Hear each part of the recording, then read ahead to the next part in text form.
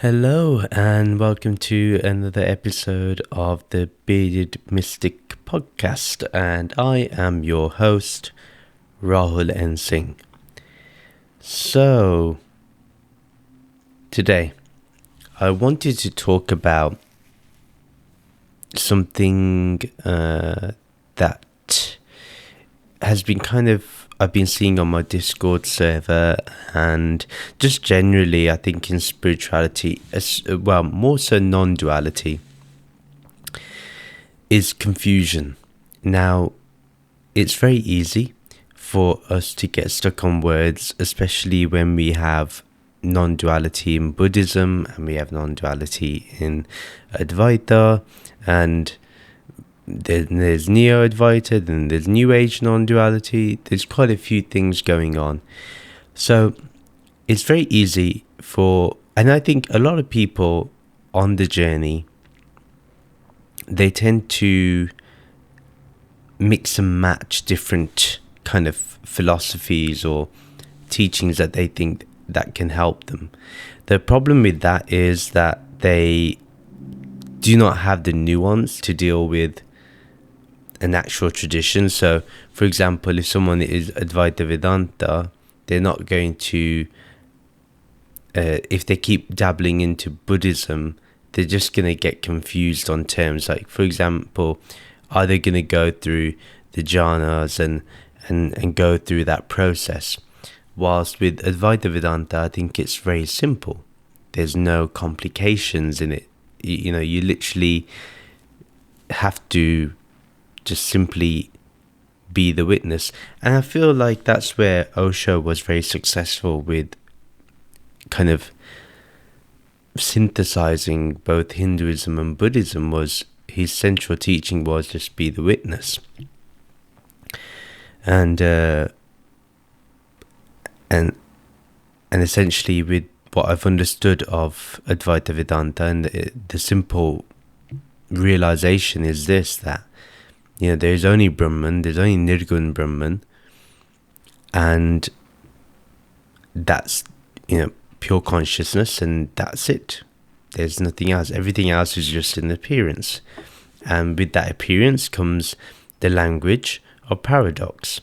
So, as we've established earlier, that's what happens. Now, because I've been studying Advaita Vedanta for many years now, I can't see anything beyond that, and I refuse to, in a way, because, not saying that other paths to realization is not true. No, if you're down that path of Buddhism and you find that non-dual reality, even if you call it the no self or you call it emptiness or whatever, I can relate to what you're saying. I can understand what you're saying. There may be a lot of technicalities to it, and that's one thing that I don't like, is when it becomes too heady. It becomes too in the head, and you can see and you can just sense it, that it's really in the head and less to do with the heart and actual to do with realization. So there is this fine balance, I think, that needs to happen. But one thing is, by sticking with Advaita Vedanta, and yes, it's not that I don't listen to Buddhist views or anything like that. That's not what I'm saying. But what I am finding is that if you are on that path of Buddhism, you should really follow it to the T. Really go down that path. And Buddhism has really evolved over the times, and which has been a positive thing, I think, in my opinion. Not everyone is following what the Buddha originally taught. There's been additions to it now, because essentially one's Buddha nature never dies. So it's always going to be, as part of it, the world, it's going to be evolving at all times. Now, so what I have found is that there's confusion. Then, when we have that confusion, when we're confused, we struggle to actually get into the practice. So as much as it's important to know the theory, essentially you want to get down to the practice of being aware of being aware. But how are you going to do that if you're just stuck in the head of conceptualizing what you're going through? There has to be an inquiry, yes, but to and this is what I've been finding is when people say, well, then you get to this stage, and you get to this stage, and you get to this stage, and that stage. All that is well and truly fine. There's nothing wrong with that. But essentially, are you just going to keep going through the stages, or is there a way that you can bypass that? And when I say bypass that, what I mean is there a way to get to that realization, and then the refinement happens? And I believe it's most likely the latter, that you get to enlightenment, and then there's a refinement. So the mind then starts purifying naturally. You're already doing that before the practice. Once you get that realization that I am Brahman, Tattvamasi, you are that, there's nothing more beyond that realization. So once you get to that realization, everything else will be a refinement. Your body will be in refinement. Your mind will be in refinement. You'll be noticing more gaps between thoughts. You'll be noticing even like, I don't know what it's like to be in incessant thinking anymore.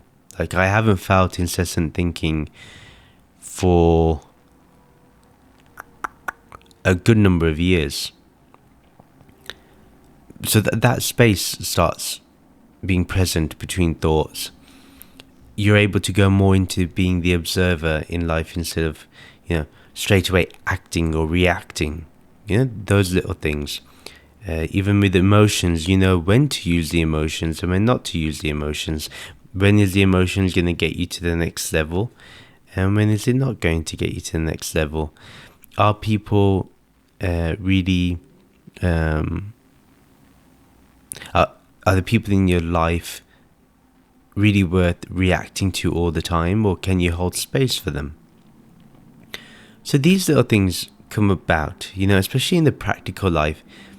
I believe, because I come from a path of householders, in terms of practice, I'm not suited for monastic life. I'm not suited for the traditional notions of like celibacy and all that.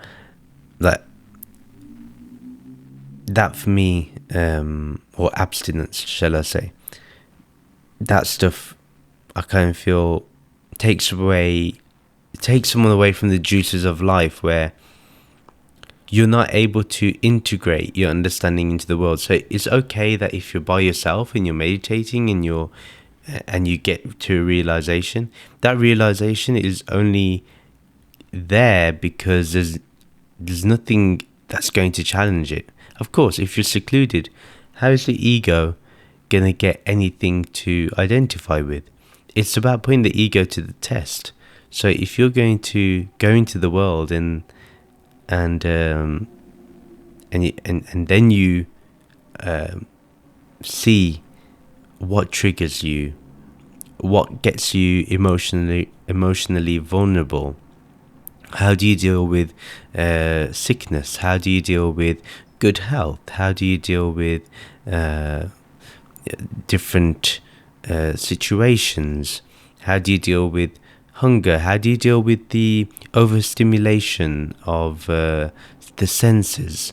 That's all the things you can do while you're in this world, when you're living a householder's life.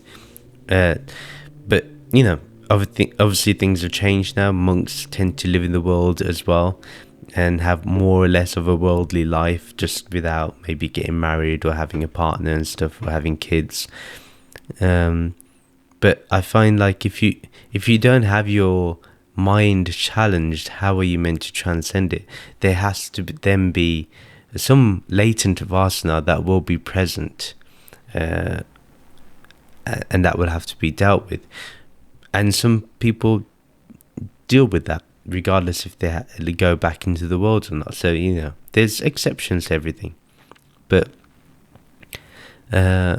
I remember a story that I read many years ago by Osho, and he said that there was once, a family. There was a mother, father, and a son, and they were having dinner, and the father, always used to get angry at the son's grades, and if the wife made, burnt chapatis, or the dal or the food was extra salty, some used to just get irritated. So he read a book and realized that, he read a book and said that if you, go and meditate in the jungle, become an ascetic, you will, get rid of your anger. So, he obviously knew he had an anger issue. So he then went to the jungle for many years, for a few years, meditated, and he felt that he got rid of his ego, got rid of his anger. Nothing angered him now. The ground that used to irritate him doesn't irritate him anymore. The sounds of the creatures in the night didn't disturb him anymore. Things like that.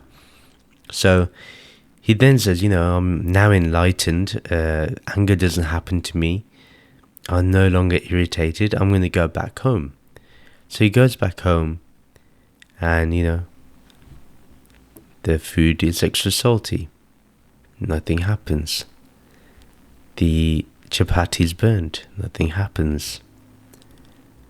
Then the son comes home, and he gives his and he's happy to see his dad, and he says, Dad, I got my results. Can you open it up and check what I got? His dad sees that his son failed an exam. Suddenly the anger rose, and he got back into his temper and started shouting.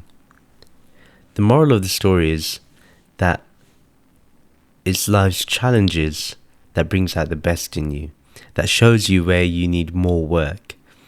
By going off in solitude, you can fool yourself, and you can hide what's there in the background. So that's why, I find being a household is important. So the main thing that, obviously there's two messages in today's video and podcast, but the main one to take home is that if you're on a path, stick with that path. Don't deviate.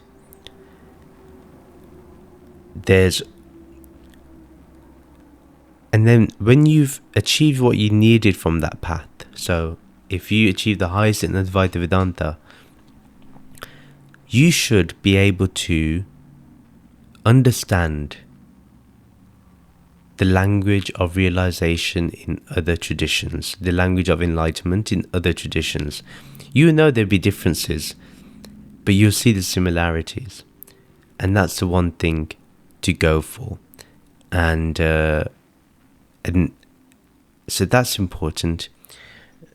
2, if you're going to keep on hopping onto one philosophy after another, one philosophy as another, just for the sake of not addressing actually what you need to do, you're only delaying your journey. It's only going to create more suffering, more pain, and you won't be dealing with what needs to be dealt with.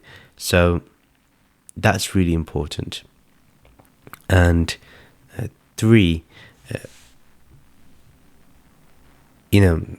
living in the world is the best way to understand whether you've gone further on the journey or you haven't. I was watching a video earlier, and I've heard it many times. I think it was Eckhart Tolle that said this, that if you want to check how realized you are or how enlightened you are, spend a week with your family. And that's true. With your parents, with your spouses, your partner, your kids, your nieces, your nephews, all of those. See if they trigger you. And if they trigger you, that means there's something that needs to be more refined. Especially if you're enlightened. And if you're not enlightened, there's something that you need to improve, and you need to check, you need to inquire into where that's arisen from. Because once you're able to check where that trigger has come from, where that irritation has arisen from, then you ask that question, well, who is it that's getting irritated here? What is causing the irritation? What is causing that triggering event? What is causing me to go back into body-mind identification? By going down this path of inquiry, eventually we go into awareness. Oh, I am aware that I'm now irritated. I'm aware that I'm getting triggered. Does this awareness get triggered? No. And then you just simply have to rest in being aware of being aware. Resting into that formless awareness. And that's how simple it can get. But the journey there is challenging. So I would say just stick with it. But those are my few lessons, and I will see you tomorrow. Tomorrow I'm going to talk about so my friend Liam did his Yam Socks on Yam Socks Lives. He's been on my podcast quite a few times.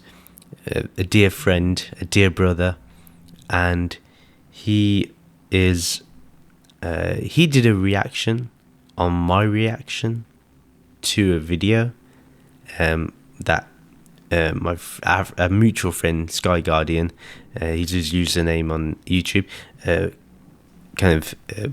wanted us to look at. So there was some insights. It is good looking back at yourself and realizing what you missed, and or what you could have practiced a bit more, or you should practice right now because this is the right time to practice it. So I will speak about that tomorrow. But yeah, take care everyone. Join my Discord server if you haven't already. Subscribe to this YouTube channel. Subscribe to the podcast. Leave a comment. Like this video. Do whatever you need to do to get it up into people's attention. And we'll see you very soon. Take care. Namaste.